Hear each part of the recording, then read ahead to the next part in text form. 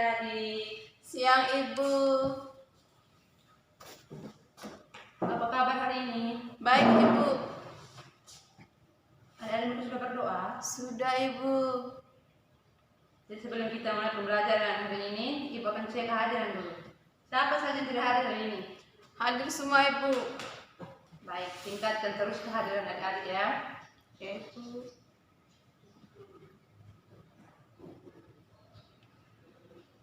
Baik. Ada yang tahu apa yang kita pelajari hari ini? Belum tahu Ibu. Belum tahu. Jadi hari ini kita belajar materi baru, yaitu protista.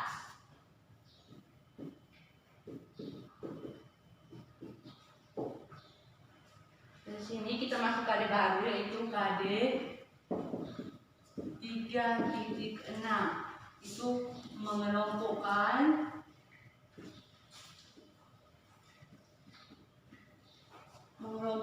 protista berdasarkan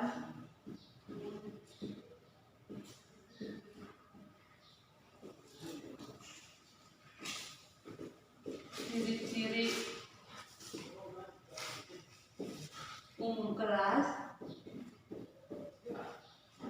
dan mengaitkan dalam kehidupan.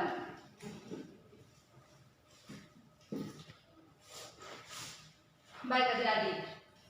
Jadi di sini kita juga punya tujuan pembelajaran untuk dicapai hari ini, yaitu yang pertama itu mengelompokkan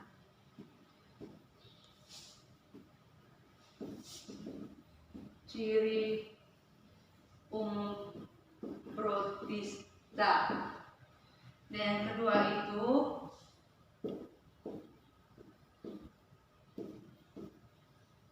mengelompokkan protista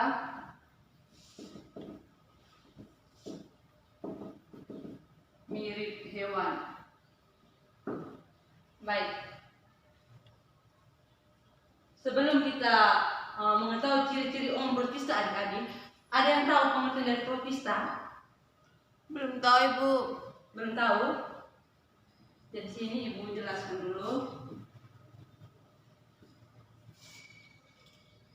Bagian pertama kita lihat pengertian.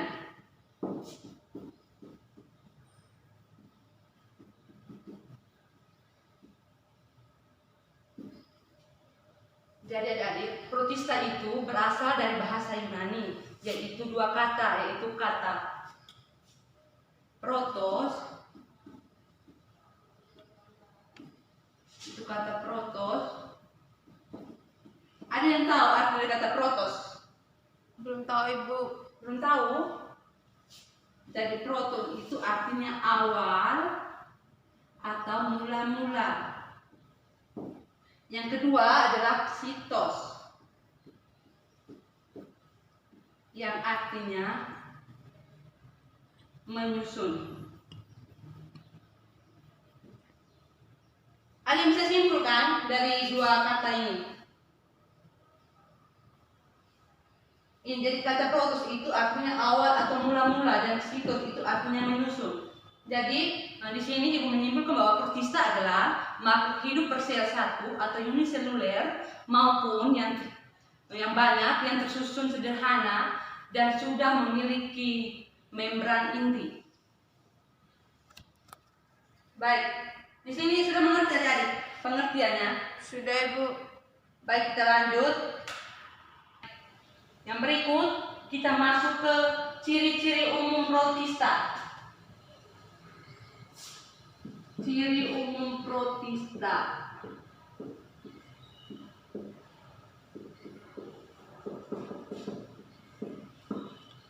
Ada yang tahu ada ciri umum protista? Mungkin ada mereka sudah baca di buku internet. Ada yang tahu ciri umumnya? Ada Ibu. Ya, ada loh. Silakan. Memiliki membran inti. Ya, yang pertama memiliki membran inti.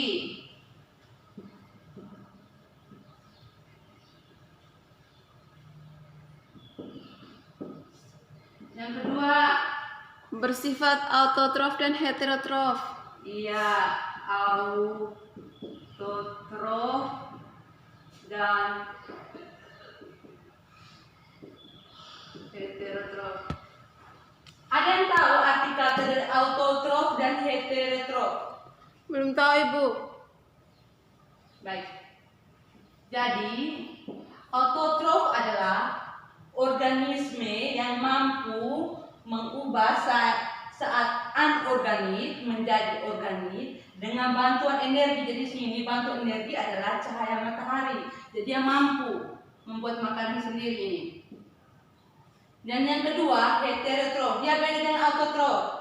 Jadi tadi autotrof sudah dijelaskan bahwa dia mampu membuat makanan sendiri. Kalau heterotrof, jadi dia tidak bisa membuat makanan sendiri. Artinya dia tergantung pada makhluk hidup lain. Yang berikut, Hidup di habitat yang berair dan lembab Ibu. iya, hidupnya di habitatnya di air atau lembab.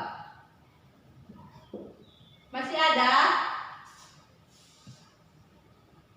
Tidak lagi Bu. Tidak ada lagi. Baik. Jadi Ibu tambahkan. Jadi sini ciri umum protista itu umumnya merupakan makhluk hidup uniseluler. Namun terdapat juga yang multiseluler seperti ganggang laut. Yang keduanya, yang berikut, dapat hidup sebagai parasit bagi organisme lain. Dia sebagai parasit.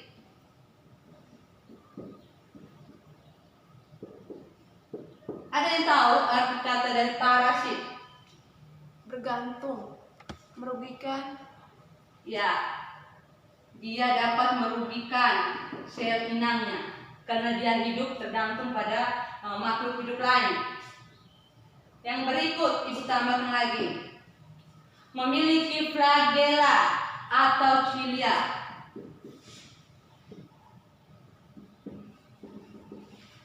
Yang berikut hidupnya berkoloni atau berkelompok.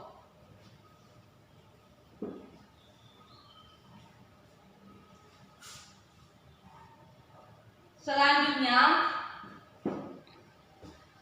reproduksi secara generatif itu dengan cara konjugasi dan vegetatif itu dengan cara membelah diri atau pembelahan biner.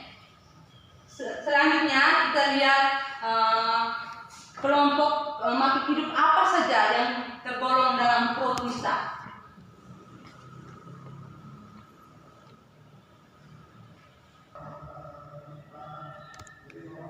Baik adik-adik, ada yang sudah menemukan makhluk hidup apa saja yang tergolong dalam protista? Protista mirip hewan. Iya, benar sekali. Protista mirip hewan, biasa disebut juga dengan kata protozoa.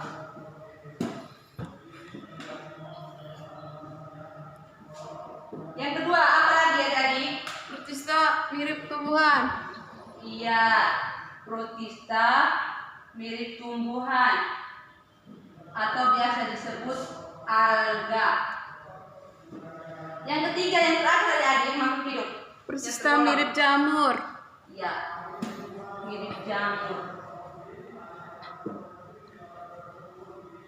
Baik adik-adik, protista memiliki cara makan yang berbeda-beda yang digolongkan dalam 3 kategori, yaitu protista autotrof.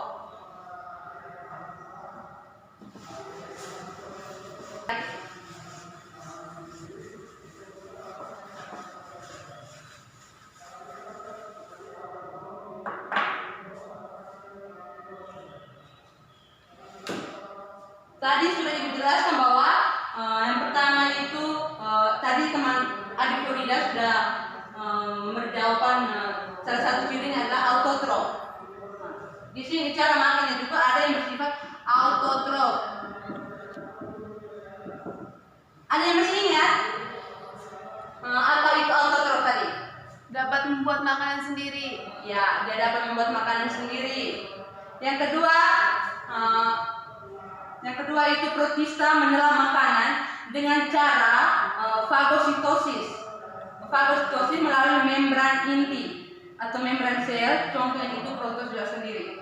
Yang berikut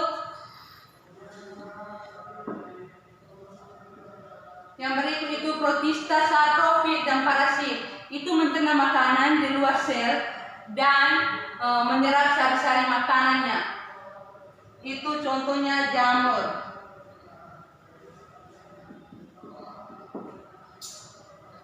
Selanjutnya kita masuk ke pengklasifikasian protista.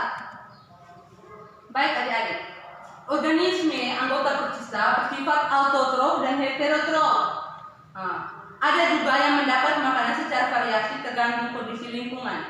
Protista juga bisa hidup di air laut, air tawar, dan bersimbiosis, artinya dia bisa hidup bersama dengan makhluk hidup lain.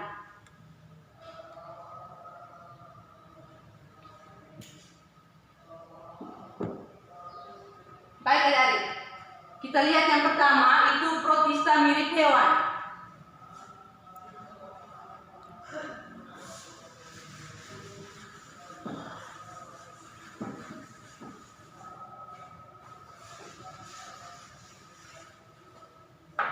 Tadi nama lainnya protista mirip hewan apa adik-adik? Protozoa. Protozoa. Jadi protozoa ini berasal dari bahasa Yunani. Itu berasal dari dua kata, yaitu kata protos dengan zoom. Ada yang tahu arti kata dua ini? Belum tahu Ibu. Belum tahu? Jadi kata protos ini artinya pertama,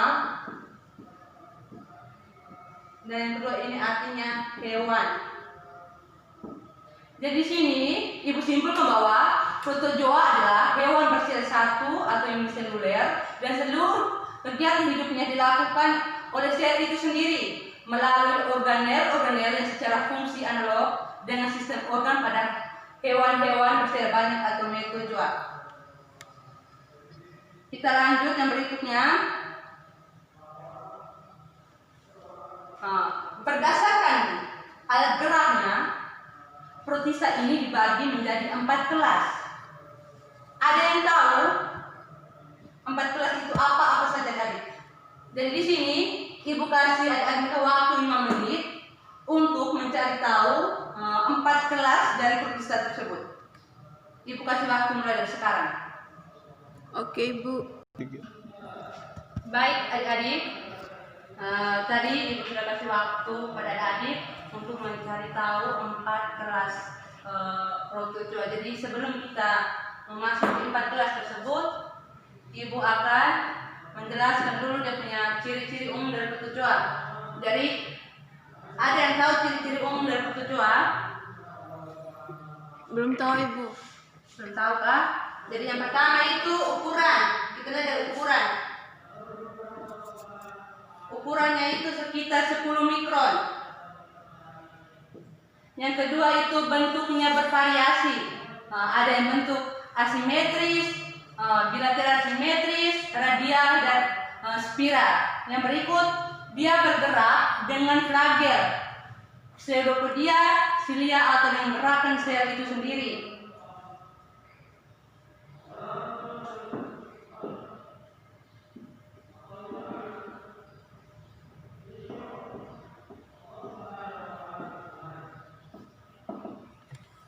Yang ketiga ada yang tahu adik-adik? Bergerak dengan flagel Ibu. Ya, dia bergerak menggunakan flagel. Baik. Yang keempat, kita lihat cara hidupnya itu bebas. Dia ada yang komensalisme. Jadi ada yang tahu arti kata komensalisme?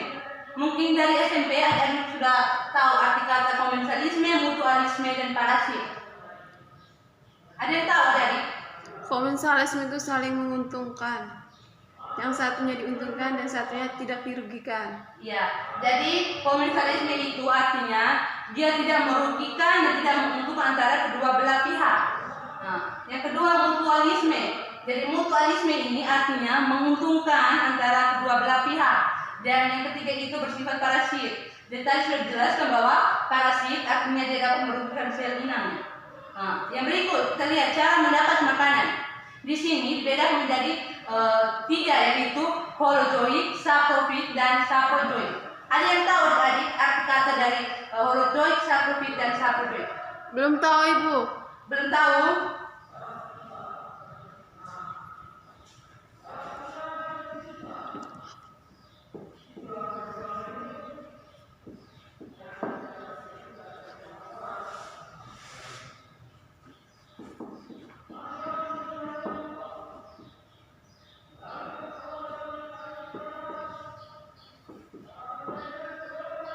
Baik adik.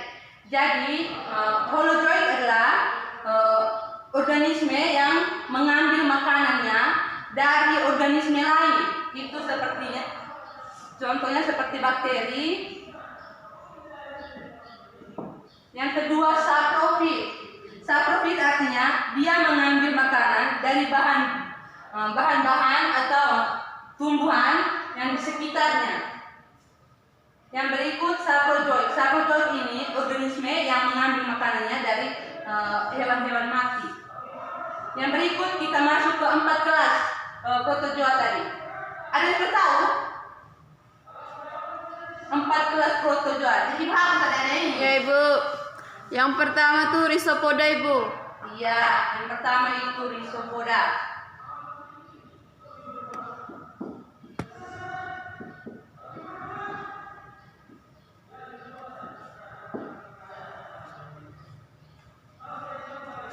Ada yang tahu arti kata dari Rhizopoda?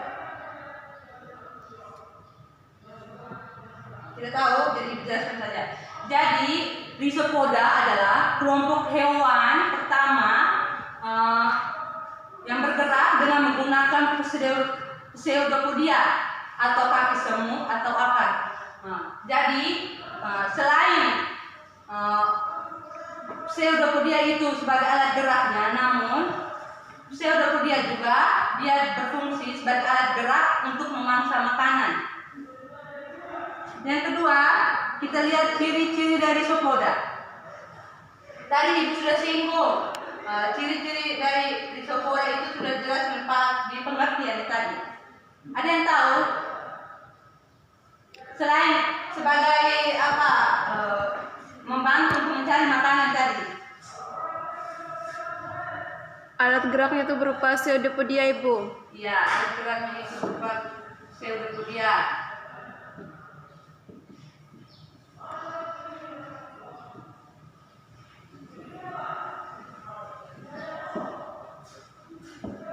Yang kedua apa tadi? Reproduksinya secara aksesual dengan cara pembelahan biner. Iya, betul sekali, ada Florida.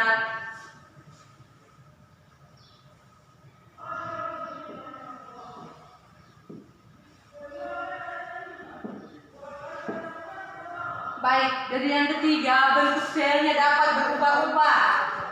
Dan yang keempat, dia bersifat autotrof, artinya dia mampu mengubah makanan sendiri. Yang berikut, kita masuk kelas yang kedua. Ada yang tahu kelas yang kedua itu apa? Ciliata Ibu.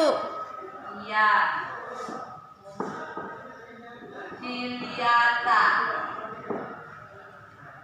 Baik adik-adik. Di sini Ibu menjelaskan bahwa kelompok Ursiza ini menggunakan silia atau rambut getah sebagai alat geraknya. Silia dapat di seluruh permukaan sel dan berfungsi sebagai alat bantu untuk menggerak makanan ke sitostoma atau mulut pada sel.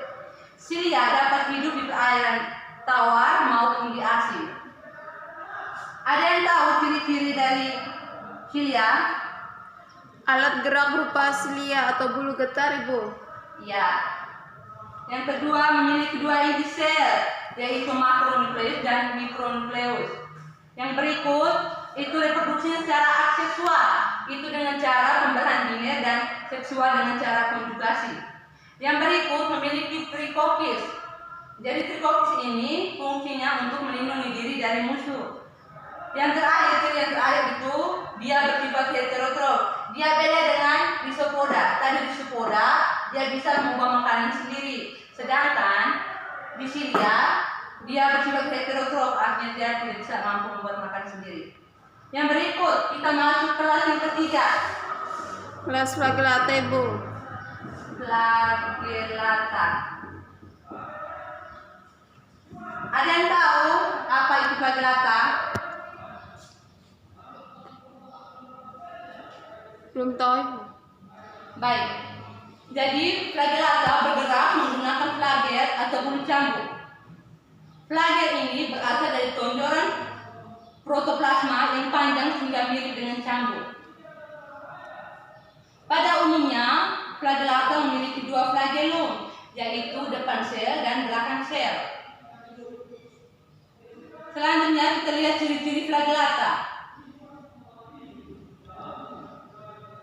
Ciri yang pertama, alat geraknya berupa flagellum atau bulu cambuk. Yang kedua, reproduksi aksesual dengan cara pembelahan binet. Yang ketiga, hidup di air, bersimbiosis atau menjadi parasit di dalam tubuh hewan atau manusia. Yang berikut kita masuk yang terakhir, yaitu kelas Sporozoa atau apikompleksa.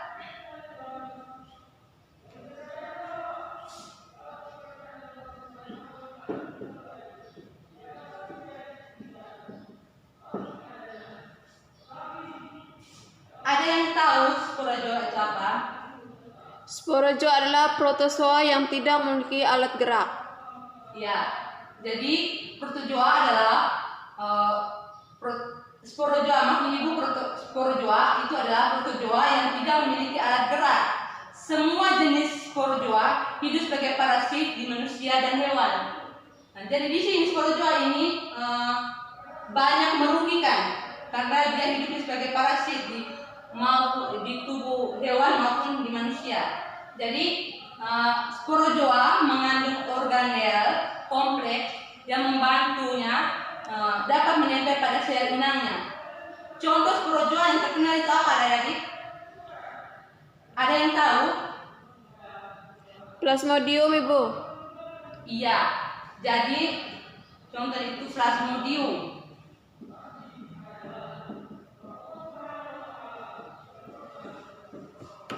Apa itu Plasmodium? Sporozoa yang menyebabkan penyakit, Ibu. Ya. Penyakit malaria.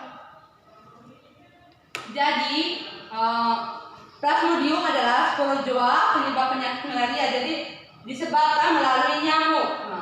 Plasmodium ini bersifat parasit, memiliki dua inang, yaitu yang pertama adalah nyamuk Anthopeles yang disebut sebagai inang definitif. Yang kedua itu manusia, biasa disebut juga sebagai inang intermediate.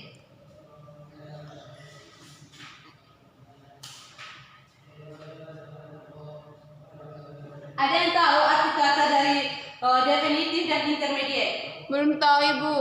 Belum tahu? Baik. Jadi adik-adik,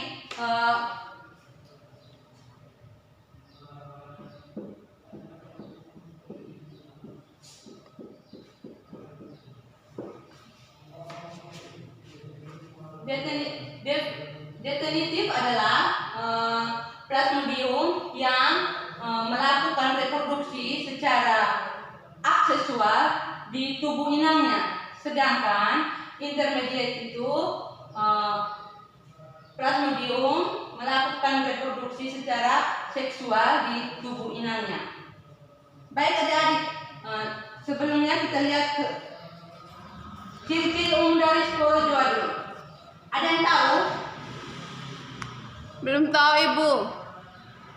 Baik, tadi ada Frida sudah menjelaskan pengertian dari sporozoa. Jadi itu salah satu ciri-ciri umumnya adalah tidak memiliki alat gerak. Tidak memiliki alat gerak. Yang kedua, tidak memiliki vakuola kontraktil.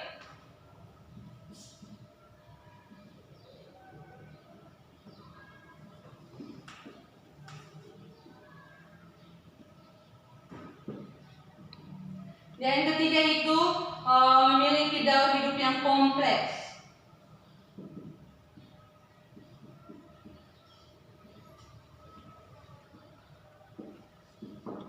Dan yang terakhir, reproduksi secara aseksual maupun aksesual. Jadi dia bisa cara konjugasi atau dengan cara pembelahan biner.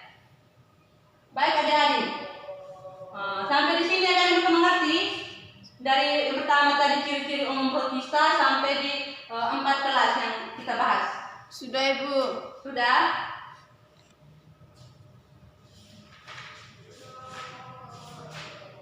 Ada yang sudah jenuh? Belum Ibu. Belum, masih semangat? Masih Ibu. Iya, harus begitu. Harus semangat terus. Baik adik-adik, jadi hari ini kita belajar materi baru kita itu protista. Jadi Ibu sudah jelaskan semuanya. Nanti di sini sebelum kita menutupi pembelajaran kita hari ini, Ibu mau kasih tugas pada adik-adik dulu.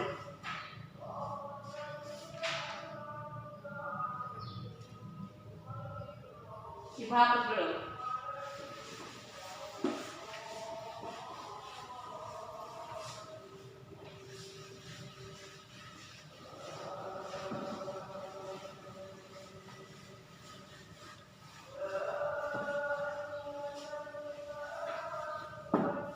Jadi tugas Ibu kasih 3 nomor.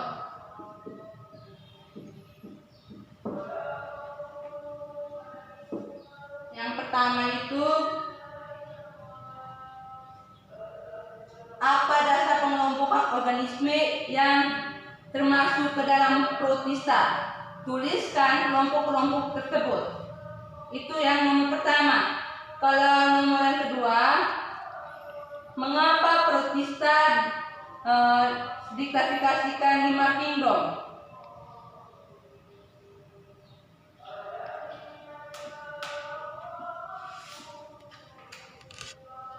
Baik, yang nomor ketiga itu peranan protista dalam kehidupan. Jadi nanti ada membuat tabel, nanti tulis peran protista yang menguntungkan bagi kehidupan dan yang merugikan bagi kehidupan. Jadi adik-adik, sekian dari Ibu. Terima kasih karena sudah mengikuti kegiatan pembelajaran kita hari ini. Sampai jumpa minggu depan. Di sini Ibu minta minggu depan itu kita masuk ke materi baru, tujuan pembelajaran yang baru, yaitu pengelompokan protista yang kedua, yaitu protista mirip tumbuhan atau alga dan jamur. Sekian dari Ibu, selamat siang.